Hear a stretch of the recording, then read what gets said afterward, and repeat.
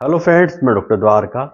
क्या सलाइवा को sexual activities के दौरान लुब्रिकेंट के रूप में यूज करना सही है या खतरनाक हो सकता है? क्योंकि आज बहुत से लोग ऐसा करने लगे हैं।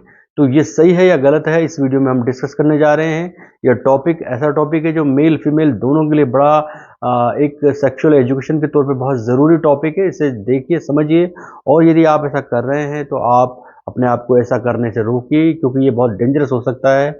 और किस तरह हो सकता है आप इस वीडियो में अच्छे से जान पाएंगे, इसलिए बहुत ज़रूरी है कि आप वीडियो पूरा देखें।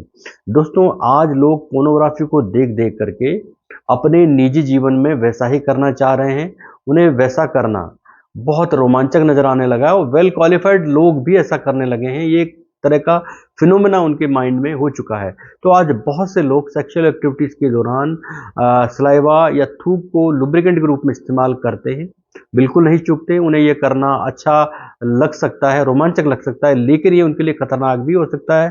तो लार या सलाइवा या थूक को लुब्रिकेंट के रूप में इस्तेमाल करना कई कारणों से किस तरह अनुचित है और कितना खतरनाक है, ये हम डिस्कस करेंगे। दोस्तों, ये एक बेहद खतरनाक ऑप्शन है। सेक्सुअल एक्टिविटीज को के दौरान सलाइवा को लुब्रिकेंट के रूप में इस्तेमाल करना एक खतरनाक यानी डेंजरस ऑप्शन है, क्योंकि इसके इस्तेमाल से जो सेक्सुअल जो डिजीज है या यौन संचारित जो संक्रमण है, एसटीआई जिन्हें कहा जाता है, ये सलाइवा या थूक के माध्यम से जेनिटल ऑर्गन में फैल सकते हैं। सोचिए, आप अपनी सलाइवा का ये प्रयोग कर रहे हैं और उसके माध्यम से यदि ये जेनिटल ऑर्गन में फैल जाते हैं तो न केवल इससे वेजाइना में जलन हो सकती है, बल्कि सूजन आ सकती है और बहुत सारे गंभीर जो यौन डिजीज हैं, सेक्सुअल डिजीज हैं, वो हो सकते हैं। तो इससे महिलाएं और पुरुष दोनों को गंभीर नुकसान हो सकता है।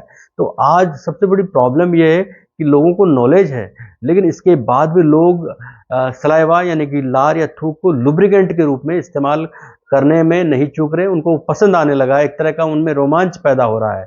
तो ये खतरनाक क्यों है? सलाइवा लुब्रिकेंट के रूप में खतरनाक क्यों है, ये जानना बहुत जरूरी है। दोस्तों, सलाइवा का लुब्रिकेंट के रूप में इस्तेमाल करना बहुत ही इनसिक्योर स्टेप है या असुरक्षित है, क्योंकि जो सलाइवा है उसमें लुब्रिकेंट जैसा कोई भी कैरेक्टर नहीं है, गुण नहीं है।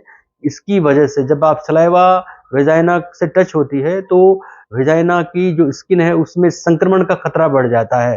और जो सलाइवा की वजह से हर्पीज, जो सिफिलिस होता है, क्लेमाइडिया और गोनोरिया जैसे गंभीर जो एसटीआई है यानी यौन संचारित रोग है, उनका संक्रमण का खतरा बढ़ जाता है। सलाइवा के जरिए कई तरह के यौन संक्रमण जो जेनिटल ऑर्गन में हो सकते हैं वो फैल सकते हैं। जैसे हर्पीज से पीड़ित व्यक्ति यदि अपने सलाइवा को लुब्रिकेंट के रूप में इस्तेमाल करता है तो इससे एनस में, मुंह में और वेजाइना में संक्रमण फैल सकता है, जो बहुत ही डेंजरस हो सकता है।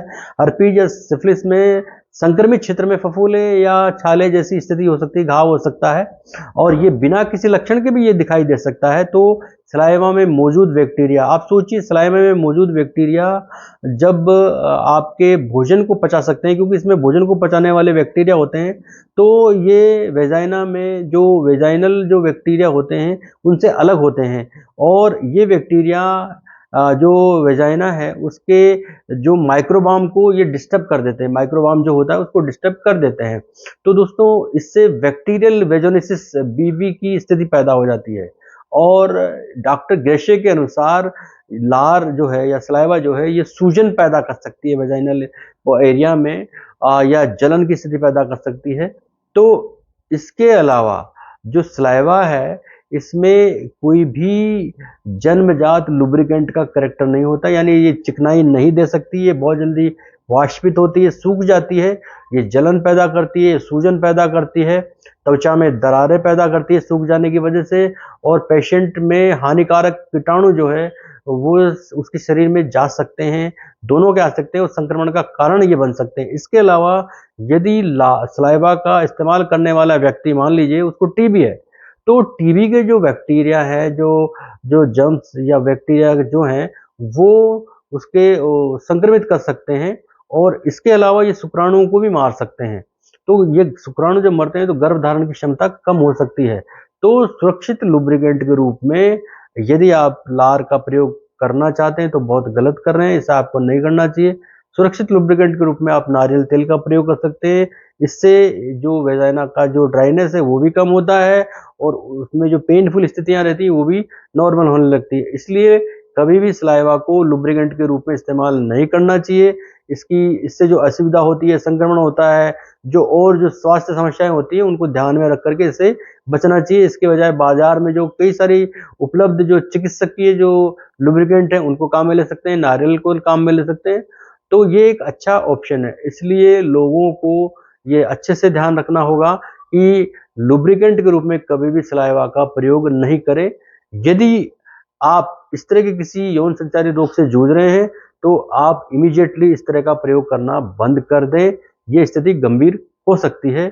मेरा वीडियो यही था। यदि आपको कोई जानकारी इस विषय पर लेनी है तो आप मुझे कमेंट कर सकते हैं, जान सकते हैं। धन्यवाद, नमस्कार।